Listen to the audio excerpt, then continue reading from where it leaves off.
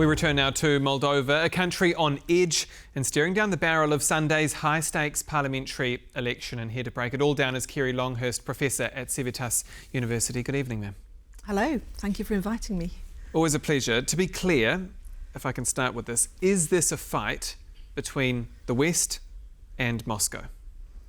You know, I think it is. I think in this small country, southeastern Europe, the stakes are so high, as you mentioned already, and we really are seeing a clash, a coming together of a pro-European, pro-Western government versus malign forces coming from Russia supporting a so-called patriotic electoral bloc. So it really is these two forces coming together this weekend.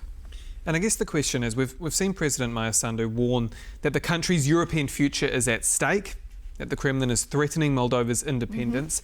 If her party loses on Sunday, is it as simple as saying that, well, that's it for Moldova and the EU? I don't think it's fair to say that's it, done and over, because if the non-EU forces come to power, they're not going to have a huge majority anyway. I think it's going to be very, very slim, no matter the result. And to be honest, over the past 2 or 3 years since Moldova became an EU candidate country, they've done so many reforms. They've reformed institutions, they've kind of installed democratic bodies, they've improved anti-corruption, you name it, they've done it. So you can't really sweep all of those reforms away overnight. A lot of it really depends on how the EU responds to the result. If Maia Sandu's party, if PAS, doesn't win, and if the electoral result seems legitimate and fair, I'm not quite sure what the EU is going to do, because they've got to work with the country somehow. Well, that was going to be my next question. What do you think Brussels would do in that scenario? And do you feel like that Europe, Volodymyr Zelensky making some comments today, that Europe is doing enough to ensure that Moldova has a full and frank democratic process? Well, Europe is the biggest, the most important economic donor and source of investment in Moldova. So it's already doing a lot already. And the level and scope of support that the EU has been given to Moldova has really grown immensely over the past few years. Where the EU is weak, so to say, is in confronting the strength, the malign character, the effectiveness of Russian disinformation. And the EU can't really pack a punch when it comes to answering or dealing with the Russia-supported malign influences in that way. All the EU can really do is present the facts, but that's not very spicy or very interesting for lots of voters, whereas the Russian disinformation against the EU is a lot more punchy and effective and sensational, and it seems to work quite well.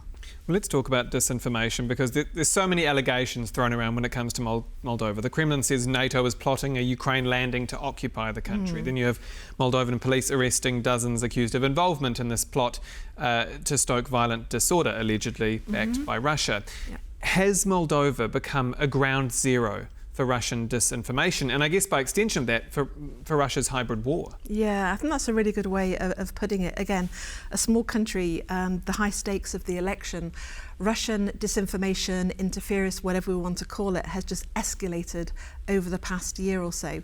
I was reading today lots of different types of methodologies, different methods of disinformation which cascade upon each other, directly making payments to diaspora living abroad to try and encourage them to stoke disinformation in the country. I read as well that Russia has invested something like the equivalent of 1% of Moldova's GDP in terms of its disinformation campaigns, and using all means necessary. So as a case study for disinformation, Moldova is a very good country to look at, unfortunately. If we can expand on some of those tools being used, what is the disinformation strategies taking place on the ground? I mean, are we talking about social media posts? Are we talking about people turning up at locals' doors? What's the deal here?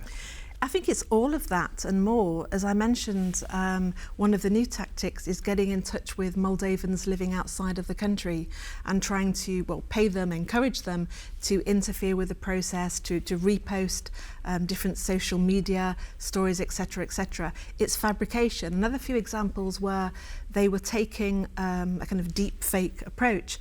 They were taking kind of BBC and other credible media outlets and using their logos and posts and pretending that they were, real, but they were really peddling Russian-led stories. So it's on every single front, and I think it's very effective.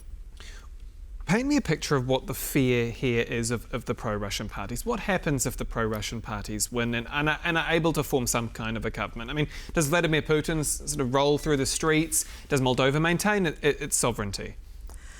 It's a really tricky question. And if that would occur, if that transpires this weekend, I don't think Putin would have any direct interest in sending in the troops. That would be too costly. He can manage and fiddle around with Moldova from a distance. He could ramp up his numbers of troops in Transnistria. He could mobilise the Transnistrian authorities. So there's plenty that he can do from a distance if he only installs his people in Chisinau, in Moldova. Given your expertise, can you read the tea leaves? What way is it going to go? It's always difficult, but I think in this kind of situation we've got to be positive. If we join the negative side, we're contributing to that negative discourse and narratives about Moldova. So I think it's going to be close, but I think PAS, in other words, the pro-EU, pro-Western party, will win.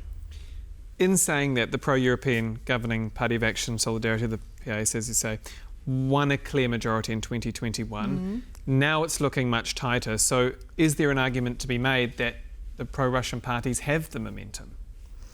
I think it depends which opinion polls you look at, because certainly there was a victory the last time. Recent polls suggest that the support for joining the EU is up to 60% now. So if that translates at the weekend into a vote for PAS, then they should win. But there's a huge number of undecided voters, and that means the next few days is really going to be critical in terms of informing voters, in terms of encouraging them.